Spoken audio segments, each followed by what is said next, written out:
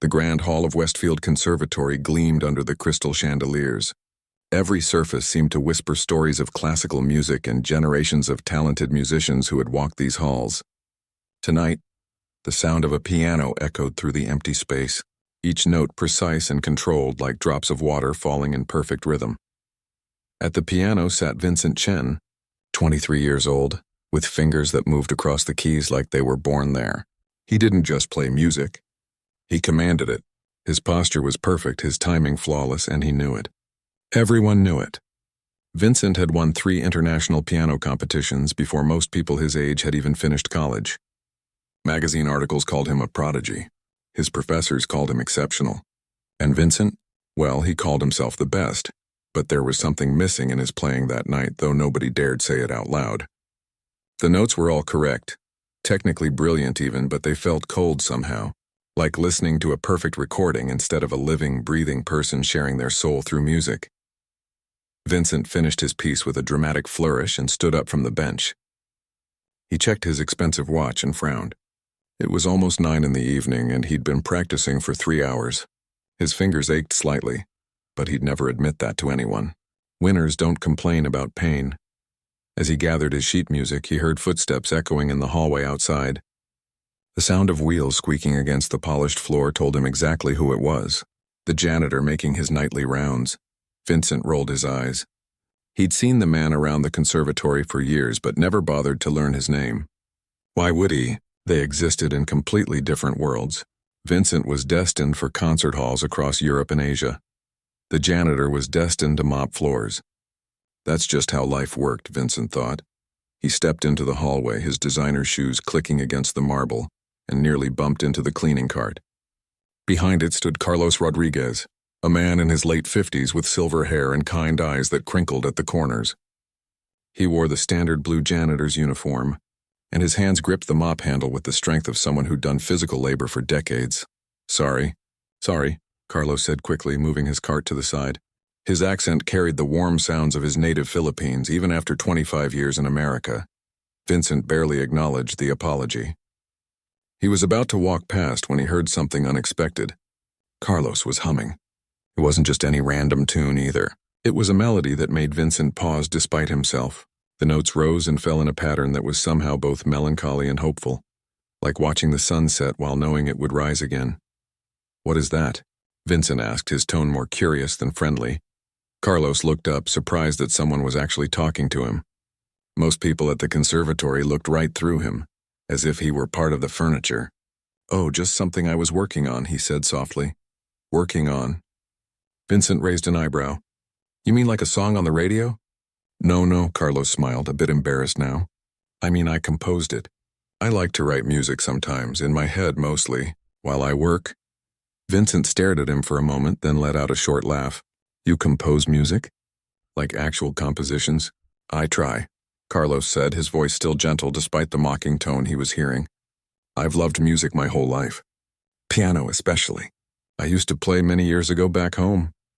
"Used to play," Vincent repeated, his smile growing wider but not in a kind way.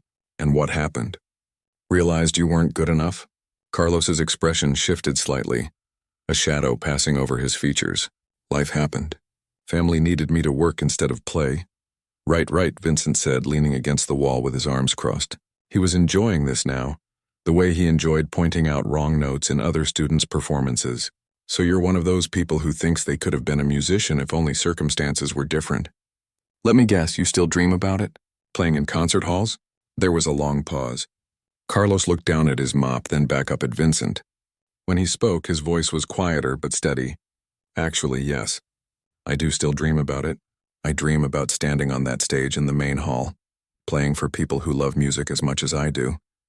Not for the fame or the applause. Just to share something beautiful." Vincent couldn't believe what he was hearing.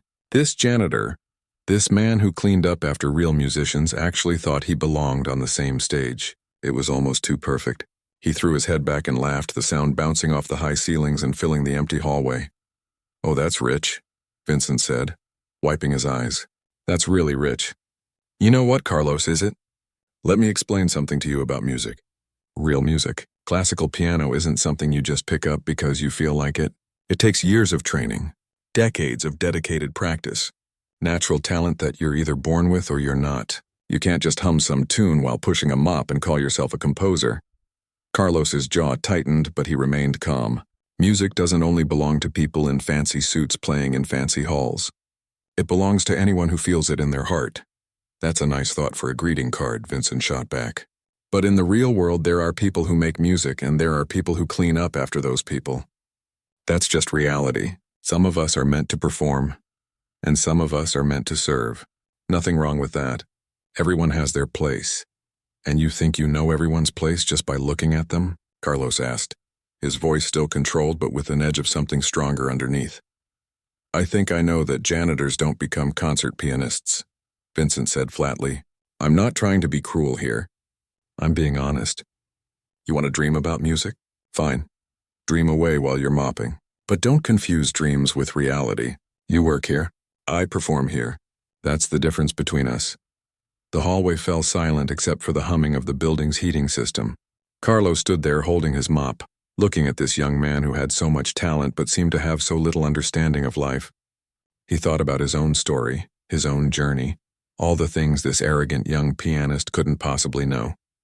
He thought about speaking up, defending himself, explaining everything, but instead Carlos simply nodded slowly. Maybe you're right, he said quietly. Maybe people like me should just stick to dreaming. Vincent smiled, satisfied that he'd made his point. Exactly. Nothing wrong with knowing your limitations. Saves you from embarrassment down the road. He started to walk away, his footsteps echoing confidently down the hall. But then he stopped and turned back, an idea forming in his mind. An idea that would prove his point once and for all.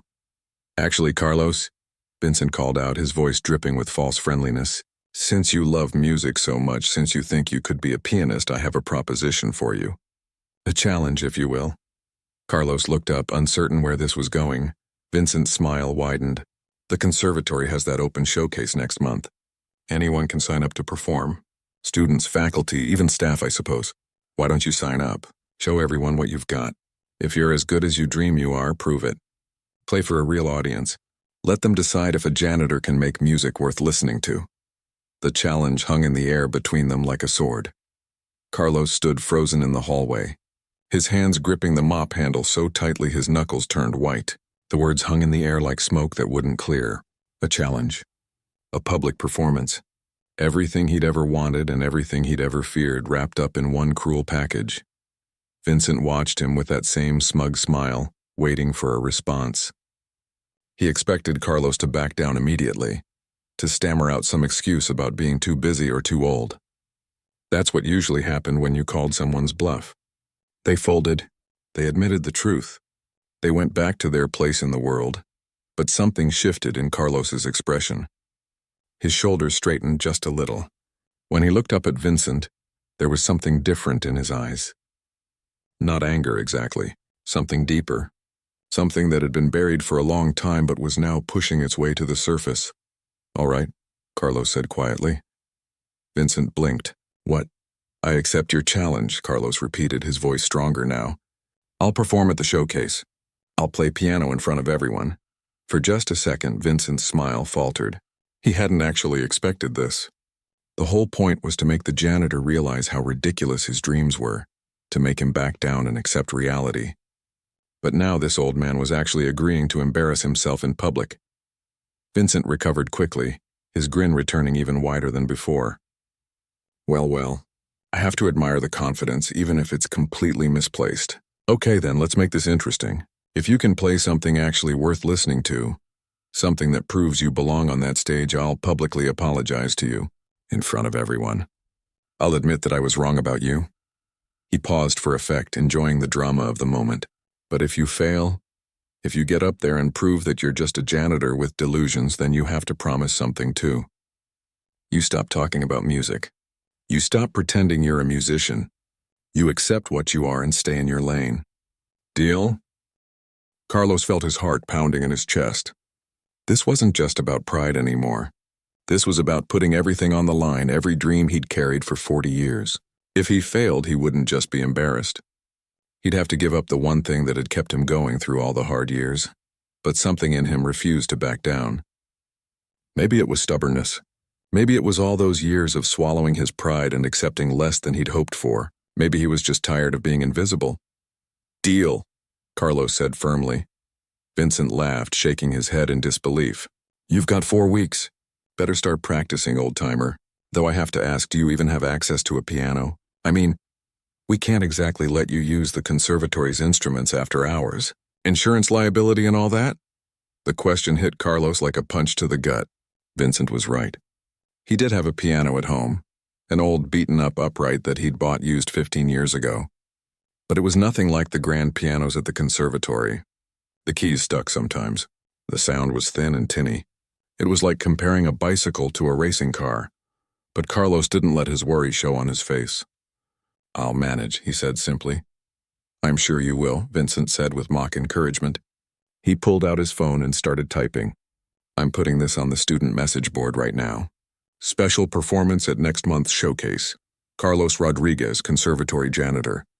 Will demonstrate his musical talents. This is going to be the most attended showcase in years." Carlos watched as Vincent's thumbs flew across his phone screen, already spreading the news. He felt a wave of panic rising in his chest, but he pushed it down. There was no turning back now. "One more thing," Vincent added, not looking up from his phone. "Since this is a serious performance, you'll need to play something substantial. Not just some simple tune. A real piece. Classico repertoire. Something that would actually challenge a trained pianist. That seems fair, doesn't it?" Carlos nodded slowly. He knew what Vincent was doing. Making the bar as high as possible. Setting him up for the biggest fall. "Good luck, Carlos," Vincent said, his tone making it clear he meant the opposite. "You're going to need it." With that, Vincent walked away down the hallway, his footsteps echoing with confidence. Carlos could hear him laughing to himself as he disappeared around the corner. Alone in the hallway, Carlos finally let out the breath he'd been holding. His legs felt shaky. What had he just agreed to? 4 weeks to prepare for the most important performance of his life, using an old broken piano, while working night shifts 6 days a week. And not just any performance, a performance that would either validate everything he'd believed about himself or destroy the last piece of his musical dreams. He looked down at his hands. They were rough and calloused from years of hard work. The joints ached on cold days. These weren't the hands of a concert pianist. These were the hands of a working man who'd spent decades doing whatever it took to survive. But they were also the hands that had once made music. Beautiful music. A lifetime ago, Carlos finished his cleaning rounds that night in a daze. His mind was already racing through possibilities. What piece should he perform? Something he knew well? Something new that would impress? How many hours could he practice each day? When would he sleep? By the time he got home to his small apartment at 2 a.m, the word had already spread. His phone was buzzing with messages. His younger sister had called 3 times. His brother had sent a text with 5 exclamation points. Somehow the news had traveled fast. Carlos made himself a cup of instant coffee and sat down at his old upright piano. The apartment was tiny, just 1 bedroom in a building that had seen better days. But it was his, paid for with honest work. And in the corner against the wall sat his most precious possession. The piano looked sad in the dim light. The wood was scratched. Some of the keys were yellowed with age. It had probably been nice once, maybe 50 years ago, but now it was just a survivor, like him. He placed his fingers on the keys and pressed down gently. The sound that came out was thin and slightly out of tune. He'd tried to tune it himself last year, but professional piano tuning cost $300. Money he didn't have for something that seemed like a luxury. Carlos played a simple scale, then another. His fingers remembered the patterns even though it had been days since he'd last practiced. He'd been so busy with work lately, so tired. But there was no time for tired now. He played for an hour that night despite his exhaustion. His neighbors would complain tomorrow, they always did, but he didn't care. He had 4 weeks to prepare for the performance of his lifetime. The next morning, Carlos showed up at the conservatory for his shift with dark circles under his eyes. Word had spread faster than he'd imagined possible. Everywhere he went, people were talking. Some were curious, some were sympathetic, but most were just entertained by the idea of the janitor thinking he could perform. In the student lounge, Vincent was holding court, telling the story with dramatic flair. You should have seen his face when I challenged him. Vincent said to a group of laughing students.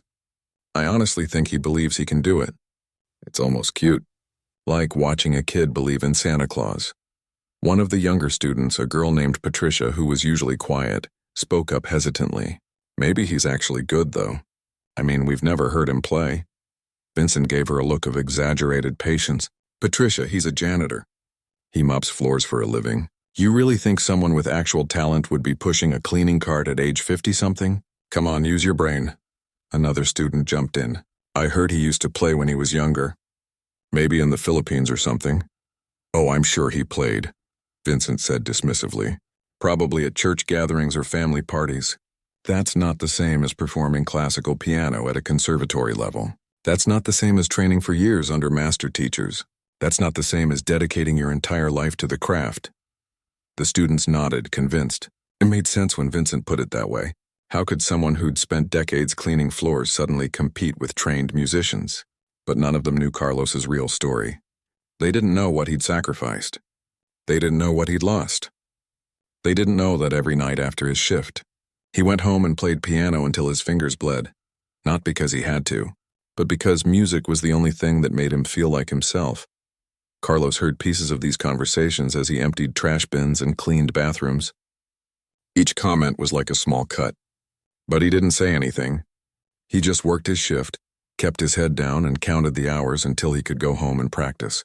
28 days until the showcase. 28 days to prove everyone wrong, or 28 days until the most humiliating moment of his life. Either way, Carlos was committed now. There was no backing out. 3 days after accepting Vincent's challenge, Carlos sat at his kitchen table staring at his phone. His sister Teresa had called again the third time that week. He knew what she wanted to talk about. Everyone in his family knew about the challenge now, and they all had opinions. He picked up the phone. Hello, Teresa. Carlos finally, her voice came through warm but concerned. She was a doctor now, living in California with her husband and 2 kids. A good life that Carlos had helped make possible. I've been trying to reach you. Are you really doing this? This piano thing? I am, Carlos said simply. There was a pause on the other end. Tell me why. After all these years. Why now? Carlos looked across his small apartment at the old piano. Because someone finally asked me to prove it. And maybe I need to prove it to myself too. Teresa sighed. You know what? I'm proud of you. But I'm also worried. You work so hard already. When will you even have time to practice? I'll make time, Carlos said. That's what I thought you'd say. He could hear the smile in her voice now. Which is why I already talked to Roberto and Angela. We want to help. We're sending you money. Take the week off work before the performance. Practice full-time. And Carlos, get that piano tuned properly, please, no arguments. Carlos felt his throat tighten with emotion. Teresa, you don't have to— Yes, we do, she interrupted firmly. You gave up everything for us. You worked 2 jobs so I could go to medical school. You sent Roberto money for his business. You helped Angela with her kids when her husband left. Now it's our turn. Let us do this for you. After he hung up, Carlos sat in silence for a long time. Then he did something he rarely allowed himself to do. He let himself remember. He was 19 years old again, living in a small coastal town in the Philippines. His fingers were flying across the piano keys in his teacher's studio, playing Chopin with a passion that made his maestro weep. You have a gift, Carlos, the old man had said. A real gift. You're going to study in Manila. Maybe even abroad someday. You're going to be somebody. Carlos had believed him. Why wouldn't he? Music came to him as naturally as breathing. He could hear a piece once and play it back almost perfectly.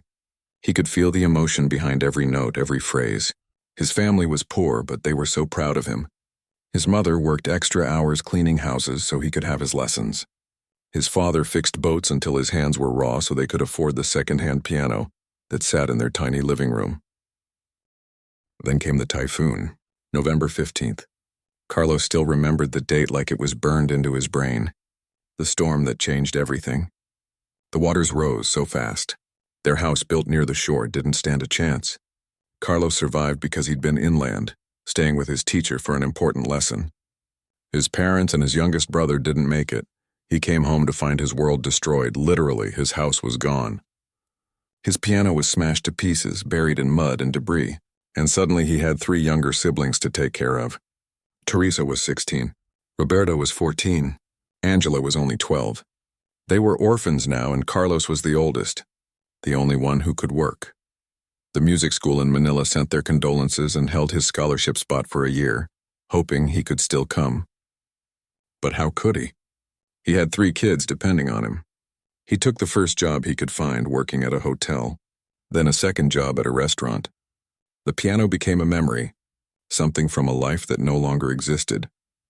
When he was 23, he married Lucia, a kind woman who helped him raise his siblings like they were her own children. They never had children together. There was never enough money, never enough time. By the time Teresa finished high school and got into college, Carlos was 27. He worked 3 jobs to pay for her education. Lucia worked 2. They barely saw each other. At 31, Carlos made the decision to move to America. He'd heard there were better opportunities, better wages. He could send more money home for Roberto's engineering degree, for Angela's teaching certificate. So he left Lucia behind temporarily, promising to send for her once he got settled and saved enough money. It took 3 years, 3 long years of working as a dishwasher, then a construction worker, then finally landing the janitorial job at Westfield Conservatory. The pay was better, the hours more stable. He saved every penny. And then, just when he'd finally saved enough for Lucia's ticket to America, he got the phone call. An aneurysm. She died instantly. She was only 33 years old. Carlos was 34 then, and something inside him broke. He stayed in America because there was nothing left to go home to. His siblings were grown now, building their own lives with the education he'd provided. They didn't need him anymore. He was alone in a foreign country, working a job that barely paid rent, with nothing but memories of the life he might have had. But there was one thing he couldn't let go of: music. At 39, he bought his first piano in 20 years. It cost him $400 from a classified ad, an old upright that someone's grandmother had owned. It was beat up and out of tune, but it was his. And late at night, after his cleaning shifts, he played. Not for anyone else, just for himself. Just to remember who he used to be. Now, at 57, Carlos had been playing that same piano for nearly 2 decades, teaching himself advanced pieces by watching the students at the conservatory, studying technique by observing the masters who came to give guest lectures, reading every book about music theory he could find at the public library. His fingers had lost some of their youthful speed. His body ached from years of physical labor. But his love for music had never died. If anything, it had grown deeper, richer, fed by all the life he'd lived. The money from his siblings arrived 2 days later. Carlos took the week off work, something he hadn't done in 5 years. He used part of the money to hire a piano tuner, a patient man named George who spent 3 hours working on the old upright. "This piano has seen better days," George said honestly, "but she's still got some life in her. You must play a lot. I can tell by the wear patterns on the keys." "Every night," Carlos admitted. "What are you preparing for?" "A performance." "At the conservatory where I work." George looked up, surprised. "You work there? As what, a professor?" Carlos shook his head. "Janitor." There was a long pause. Then George smiled, really smiled. "Good for you, man. Show them what you've got." After George left, Carlos sat down at the newly tuned piano. The difference was remarkable. The notes rang clear and true. For the first time in years, the instrument sounded like it was supposed to. He placed his hands on the keys and began to play. He'd chosen his piece carefully. Rachmaninoff's Piano Concerto No. 2. It was one of the most emotionally demanding pieces in classical music. Most pianists spent years working up to it. But Carlos had been playing it in secret for the last decade, piece by piece, movement by movement. It was the music that had gotten him through Lucia's death, through the lonely years that followed. Every note meant something to him. The piece told a story of darkness and light, of struggling through depression and finding hope again. Rachmaninoff had written it after a mental breakdown, after years of being unable to compose. It was his comeback, his proof that he was still alive, still capable of creating beauty. Carlos understood that feeling. This performance was his comeback too, his proof that he was more than just a janitor, more than just someone who'd given up his dreams. He was still a musician. He'd always been a musician. The world had just never given him the chance to prove it.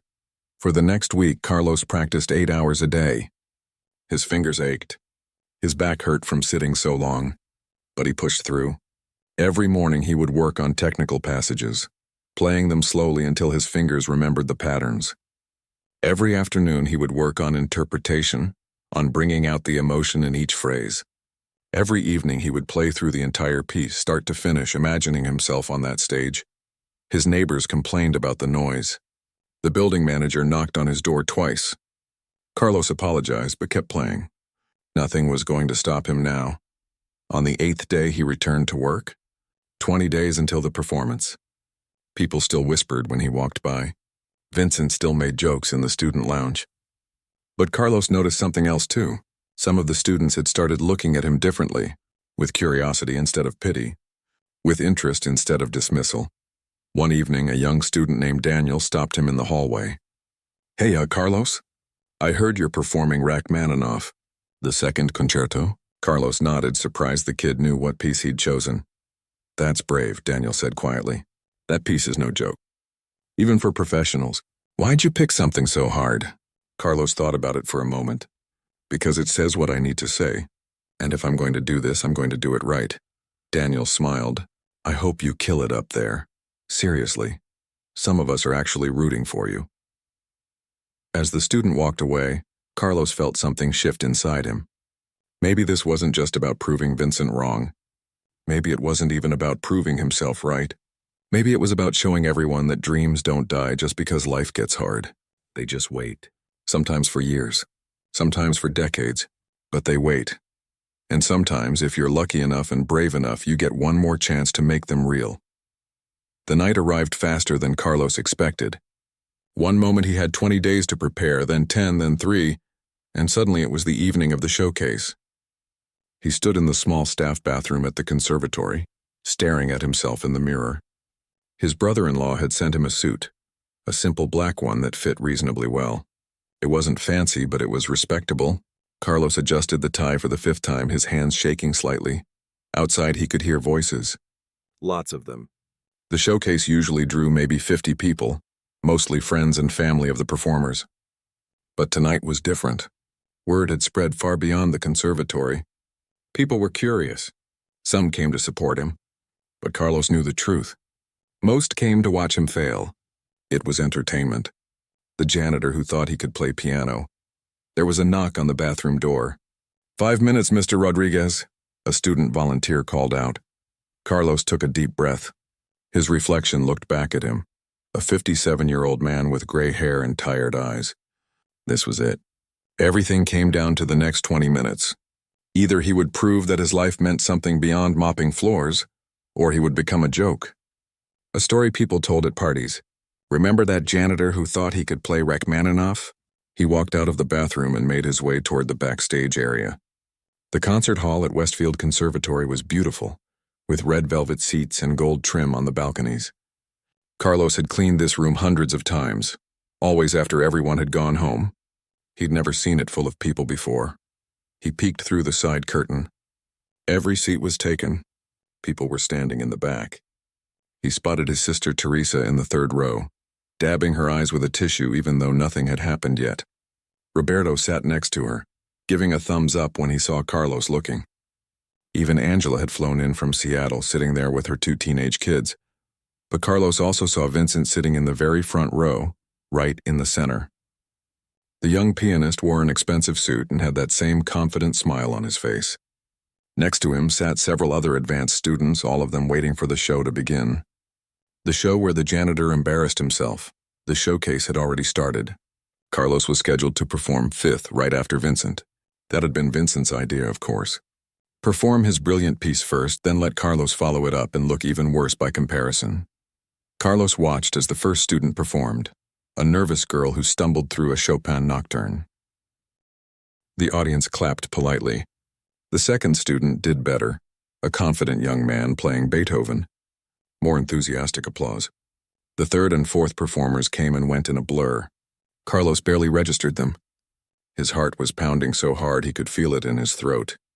Then Vincent walked onto the stage. The applause was immediate and loud. People knew who he was. They'd read about him in music magazines. They'd seen his competition videos online. He was the real deal. Vincent sat at the beautiful Steinway grand piano, adjusted the bench, and placed his hands on the keys. Then he began to play Liszt's La Campanella, one of the most technically difficult pieces ever written. His fingers flew across the keys at impossible speeds. Every note was crystal clear. Every trill was perfect. It was like watching a machine built specifically to play piano. The audience was mesmerized. Even Carlos, standing backstage with his stomach in knots, had to admit it was impressive. Vincent's technique was flawless. He played the piece exactly as it was written, hitting every note with precision, maintaining perfect tempo throughout. When Vincent finished, the audience erupted in applause. People stood up. Someone shouted, "Bravo!" Vincent stood and took a bow, soaking it all in. He'd set the bar impossibly high, and he knew it. As he walked off stage, he glanced toward where Carlos was waiting in the wings. That same smile, that same confidence, the smile that said, "Let's see you follow that." The stage manager looked at Carlos. "You're up, Mr. Rodriguez. Are you ready?" Was he ready? No, he would never be ready. His hands were sweating. His legs felt weak. Every logical part of his brain screamed at him to run, to fake an illness, to avoid the humiliation that was about to happen. But he thought about Teresa sitting in the audience, crying before he'd even played a note because she was so proud of him. He thought about Roberto, who'd taken 2 days off work to be here. He thought about Angela, who'd used her vacation days to fly across the country. He thought about Lucia, gone for 23 years but never forgotten. He thought about his parents who'd sacrificed everything so he could play music. And he thought about that 19-year-old kid he used to be, the one who'd played piano like breathing, the one who'd had dreams bigger than the small town he lived in. That kid deserved to have his moment, even if it came 38 years too late. "I'm ready," Carlos said quietly. The announcer's voice came over the speakers. "Our next performer is Carlos Rodriguez, who will be playing Rachmaninoff's Piano Concerto No. 2, First Movement." The applause was different this time. Polite, but with an undercurrent of curiosity and skepticism. Carlos walked onto the stage, his legs somehow carrying him forward, even though they felt like they might give out at any moment. The lights were bright, much brighter than he'd expected. He couldn't really see the audience anymore, just dark shapes beyond the glare. He reached the piano, that magnificent Steinway that he'd dusted and polished countless times but never played.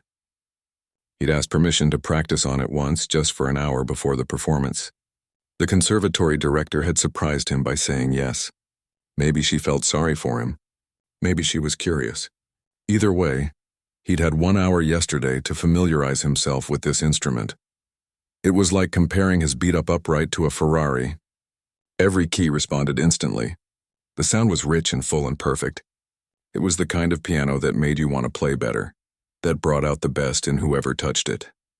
Carlos sat down on the bench. He adjusted it slightly, just like he'd seen Vincent do. His hands were still shaking. He placed them on the keys and stopped. He couldn't do this. What had he been thinking?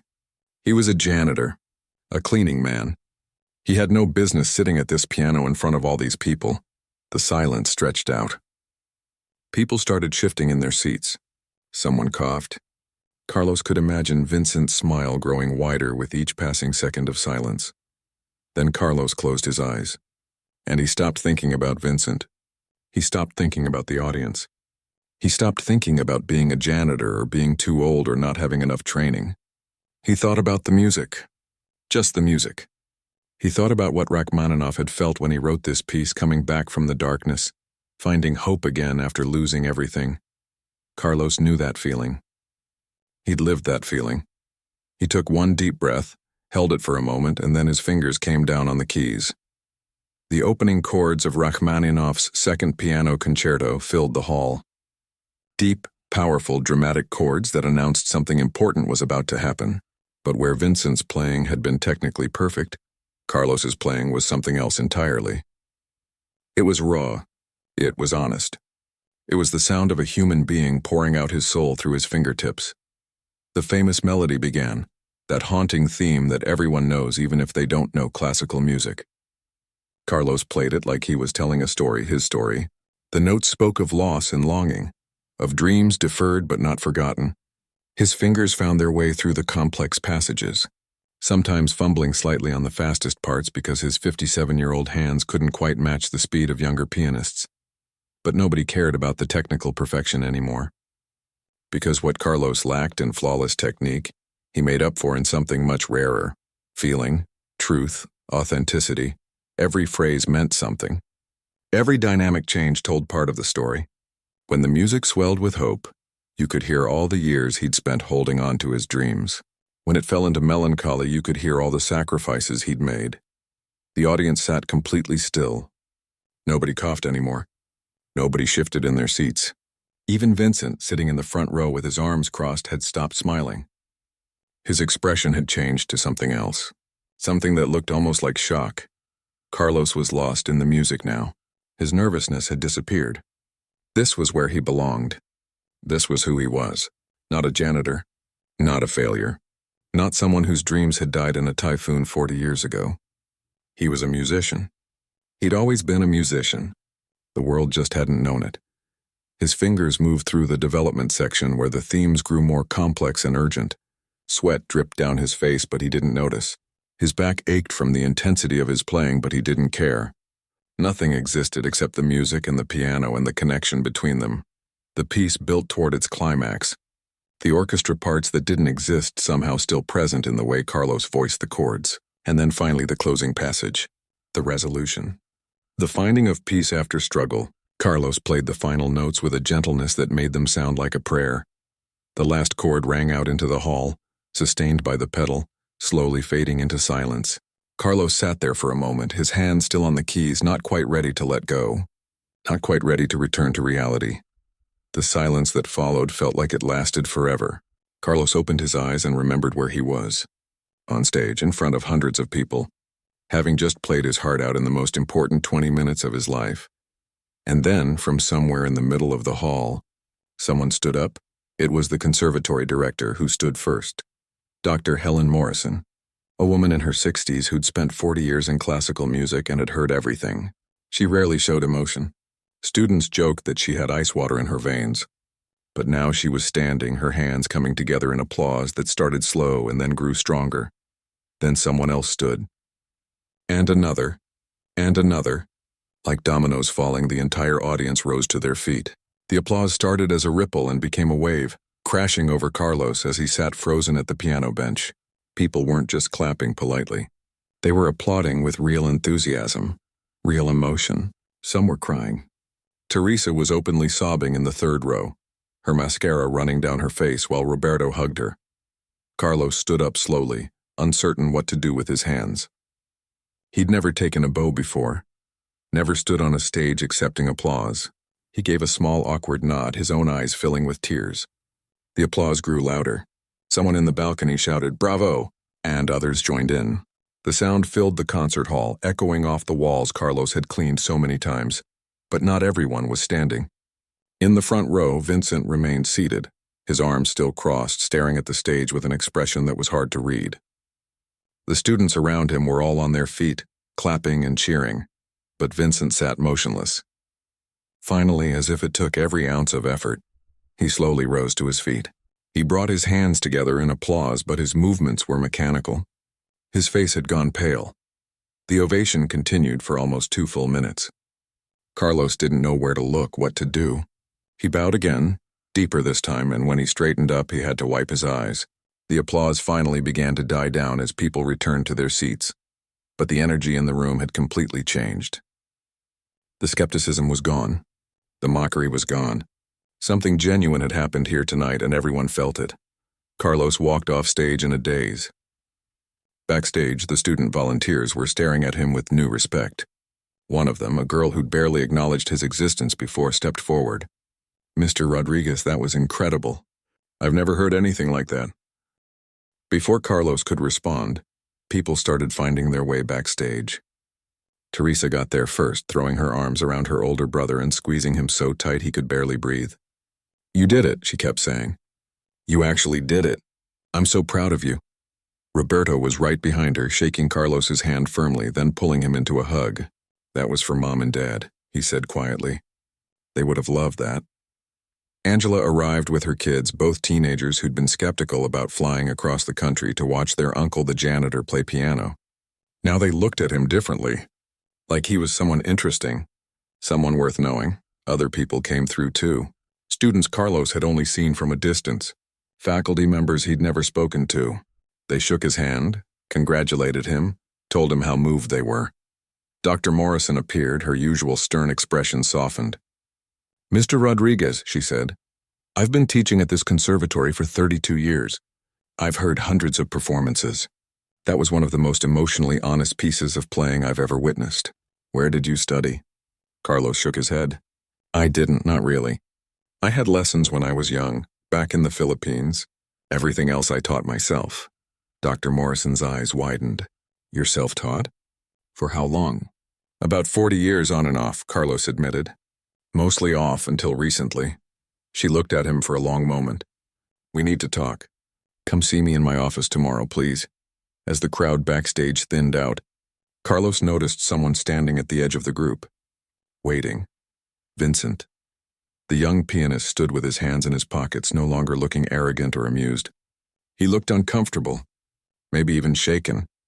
When they were finally alone, Vincent approached slowly. Carlos straightened up, preparing himself for whatever cutting remark was coming. But Vincent didn't say anything at first. He just stood there, seeming to struggle with words. Vincent started, then stopped. He ran a hand through his hair. "I don't know what that was." Carlos waited, saying nothing. "I've been playing piano since I was 4 years old," Vincent continued, his voice quiet now. "I've studied under the best teachers. I've won competitions. I've performed in concert halls across 3 continents. And I've always believed that I understood music, that I knew what it meant to be a real pianist." He looked up at Carlos, and there was something raw in his expression, something vulnerable. "But what you just did up there, that wasn't about technique or training or any of the things I've spent my whole life perfecting.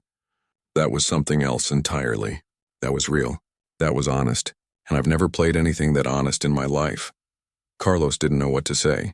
He'd expected mockery, maybe excuses. "Not this. I made a deal with you," Vincent said. "I said if you could play something worth listening to, I'd apologize. But that's not enough. An apology doesn't cover what I did. I was cruel.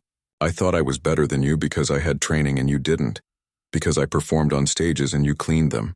But you just taught me something about music that all my expensive teachers never could." He held out his hand. "You showed me what it means to play from the heart. To put your whole life into the music. I've been so focused on being perfect that I forgot why I started playing in the first place. I'm sorry, Carlos. I'm really sorry." Carlos looked at the extended hand. Part of him wanted to stay angry, to remind Vincent of all the cruel things he'd said, all the mocking comments, but he thought about the music he'd just played. Music about finding light after darkness, about coming back from loss, about forgiveness and hope. He shook Vincent's hand. "Thank you," he said simply. "No," Vincent said firmly. "Thank you for reminding all of us what music is really about." The next morning, Carlos went to Dr. Morrison's office as requested. He'd barely slept, still running on adrenaline from the performance. When he knocked on her door, she called him in immediately. "Sit down, please," she said, gesturing to a chair. "I'll get straight to the point. Your performance last night was extraordinary. Not technically perfect, no. But that's not what music is about, as you clearly understand. We'd like to offer you a position here at the conservatory." Carlos blinked. "A position? I already work here." "Not as a janitor," Dr. Morrison said, a slight smile crossing her face. "As an instructor. I want you to teach a course on musical interpretation and expression. Too many of our students can play the notes perfectly, but don't understand how to make those notes mean something. You could teach them that." Carlos sat in stunned silence. "But I'm not qualified. I don't have a degree. I never went to music school." "You have something better than a degree," Dr. Morrison said. "You have lived experience. You have authenticity. You understand what it means to struggle, to sacrifice, to hold on to a dream even when the world tells you to let it go. That's what I want you to teach." She leaned forward. "It would be part-time to start. 2 classes a week. The pay isn't amazing, but it's better than janitorial work. And you'd finally be doing what you were meant to do. What do you say?" Carlos thought about all the years of mopping floors while music played in other rooms, all the nights of practicing alone in his small apartment, all the dreams he'd thought were dead and buried. And now at 57 years old, he was being offered a chance to teach music at one of the best conservatories in the country. "Yes," he said, his voice thick with emotion. "Yes, I'd be honored." 3 months later, Carlos stood in front of his first class. 15 students, including Vincent, who had specifically requested to be in the course. Carlos was nervous, but it was a different kind of nervous than performance night. This was excited nervous. Purposeful nervous. Music theory and technique are important, Carlos began, speaking slowly and carefully. But they're not everything. Real music comes from here. He placed his hand over his heart. It comes from your experiences, your pain, your joy, your life. Every note you play should mean something. Should say something. Should come from truth. He sat down at the piano in the classroom. Let me show you what I mean. As his fingers touched the keys, Carlos realized something profound. He wasn't a janitor who played piano anymore. He was a pianist who used to be a janitor. It was a small difference in words, but a huge difference in meaning. His identity had shifted. After 40 years of waiting, of dreaming, of practicing in the dark, he'd finally become what he was always meant to be. The music filled the classroom and his students listened. Really listened. Even Vincent, the cocky prodigy who thought he knew everything, sat with his eyes closed, taking in every note, every phrase, every lesson. Outside the window, snow began to fall on the conservatory grounds. Carlos played on, teaching without words, sharing without explaining. And for the first time in his entire life, he felt like he was exactly where he belonged, not despite his struggles, but because of them, not in spite of his long journey, but enriched by it. The boy who'd lost everything in a typhoon had finally found his way home, and it turned out home wasn't a place, it was a feeling. The feeling of fingers on piano keys making music that mattered, touching lives, proving that it's never too late to become who you were meant to be. Dreams don't die. Sometimes they just wait for the right moment to come true.